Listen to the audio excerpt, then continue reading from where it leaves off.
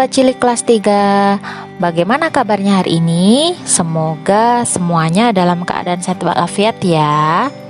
Bertemu lagi dengan Bu Ella dalam video pembelajaran SD Muhammadiyah Plus Malangjiwan. Pada kesempatan kali ini kita akan bahas tentang tema 2, muatan pelajaran bahasa Indonesia tentang dongeng.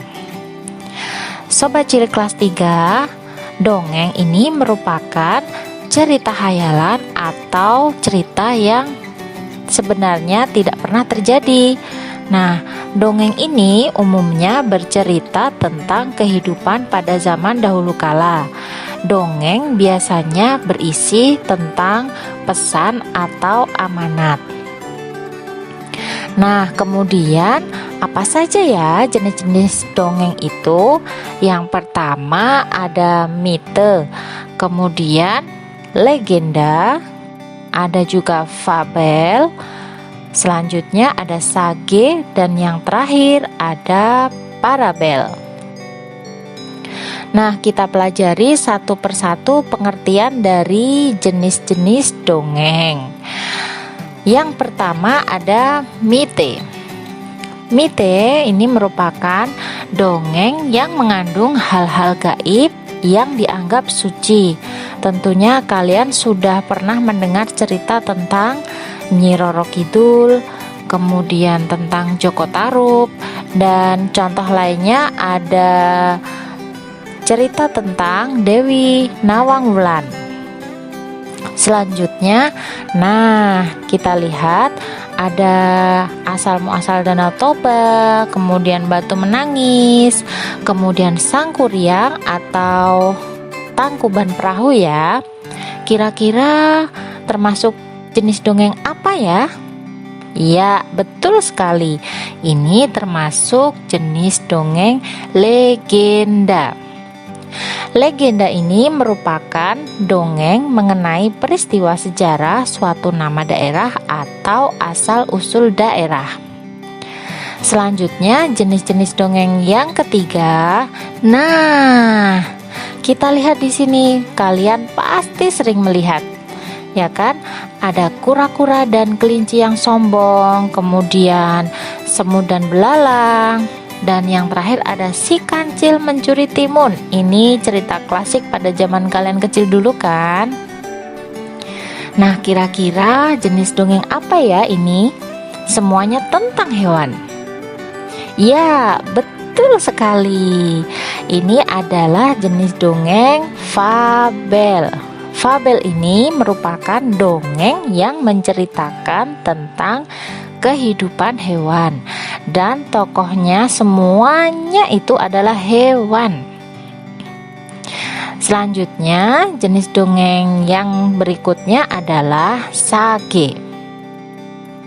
Sage ini merupakan dongeng yang menceritakan kehebatan atau kepahlawanan seseorang. Contohnya, cerita tentang sage ini adalah Ciung Wanara, kemudian ada juga cerita tentang Wiro Sableng dan Tutur Tinular. Ada juga contoh yang lain seperti Calon Arang, Panji, dan Semaradahana. Selanjutnya, jenis dongeng berikutnya adalah parabel. Ini adalah dongeng yang terakhir ya, Sobat Cilik. Pengertian dari parabel ini adalah dongeng yang menggunakan perumpamaan untuk pesan moral. Contohnya, sepasang selot kulit, kemudian ada petani yang baik hati. Contoh berikutnya ada peniup seruling ajaib, dan ada juga hakim yang adil. Baik Sobat Cilik, selain jenis-jenis dongeng, kita juga mengenal tentang unsur-unsur di dalam dongeng. Ada 5 ya Sobat Cilik. Yang pertama ada tokoh, kemudian watak, latar, alur, kemudian ada amanat. Untuk lebih jelasnya, Bu Ella akan membacakan sebuah cerita. Cerita ini tentang pohon apel yang tulus. Disimak ya sobat cilik. Dahulu kala ada sebuah pohon apel besar. Ada seorang anak laki-laki bermain di sekitar pohon itu. Dia sangat menyayangi pohon itu. Pohon itu juga senang bermain bersamanya. Waktu berlalu, anak laki-laki itu tumbuh dewasa. Suatu hari, ia datang kembali. Pohon apel menyambutnya dengan gembira. "Ayo, bermainlah bersamaku," ajak si pohon apel. "Ah, aku tak punya waktu untuk bermain. Kami membutuhkan rumah untuk tempat tinggal. Bisakah kau membantuku?" "Kamu boleh memotong cabang-cabang pohonku ini untuk membangun rumahmu." Jadi, anak laki-laki itu memotong semua cabang pohon dan pergi dengan riang. Pohon apel itu senang melihat temannya bahagia, tapi dia tak pernah kembali sejak saat itu. Pohon apel kembali merasa kesepian dan sedih. Akhirnya, laki-laki itu kembali lagi. Laki-laki itu dan pohon apel sekarang sudah sama-sama tua. "Aku sudah tak bisa memberikan apa-apa," kata pohon apel. "Tidak apa-apa, aku hanya membutuhkan sebuah tempat untuk beristirahat," jawab laki-laki itu. "Baik, sisa batang pohon tua adalah tempat terbaik untuk bersandar dan beristirahat. Duduklah sini bersamaku dan istirahatlah," kata pohon apel. Laki-laki itu pun duduk bersandarkan pada batang pohon yang masih tersisa. Pohon apel pun menangis bahagia. Akhirnya mereka pun bersama lagi. Nah, bagus kan ceritanya sobat cilik? Nah, sekarang setelah mendengarkan cerita tentang pohon apel yang tulus, kita lihat bagaimana watak, kemudian tokoh, dan alur, kemudian amanatnya. Yang pertama kita lihat tokohnya dulu ya. Dari cerita tersebut bisa kita lihat bahwa tokoh yang ada di dalam cerita yang pertama ada pohon apel, kemudian yang kedua ada anak laki-laki. Nah, kemudian unsur dongeng berikutnya watak atau penokohan. Yang pertama, wataknya pohon apel yaitu baik hati. Kok bisa dikatakan baik hati ya? Dari mana? Nah, coba kita lihat. Yang digarisbawahi ini merupakan kesimpulan dari karakter atau watak pohon apel. Menyambut dengan gembira.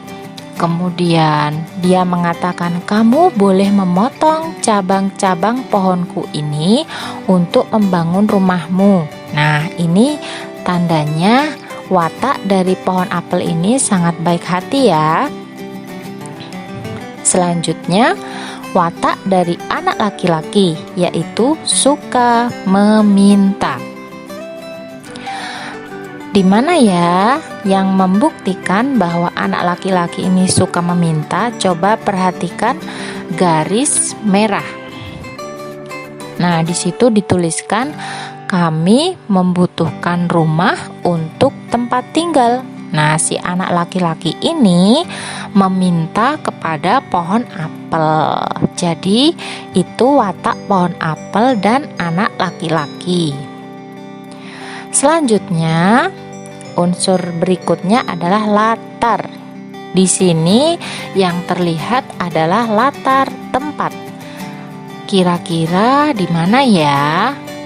Ya, bisa di kebun atau di taman ya, sobat cilik. Selanjutnya alur. Alur ceritanya di sini dikatakan sebagai alur maju. Untuk lebih jelasnya, penjelasan tentang alur akan disampaikan pada pertemuan berikutnya atau di kelas nanti, di kelas berikutnya, kelas 4 ya. Selanjutnya, unsur yang terakhir adalah amanat. Dari cerita dongeng yang Bu Ella bacakan tadi, kita bisa mengambil pesan atau amanat bahwa kita harus menyayangi orang dengan tulus tanpa mengharapkan imbalan. Baik, sobat cilik, itu tadi penjelasan mengenai dongeng. Selanjutnya, di sini ada penugasan ya. Penugasannya dibagi menjadi 2. Yang pertama, nanti pada saat minggu pertama, nanti silakan dikerjakan modul halaman 3 dan halaman 5. Kemudian di minggu berikutnya, minggu kedua, silahkan mengerjakan modul halaman 8. Selain itu, yang nomor 2, berikan 3 contoh judul lain tentang legenda. Nah, itu saja yang Bu Ella sampaikan di video pembelajaran kali ini. Sampai ketemu di video pembelajaran berikutnya. Terima kasih. Wassalamualaikum warahmatullahi wabarakatuh.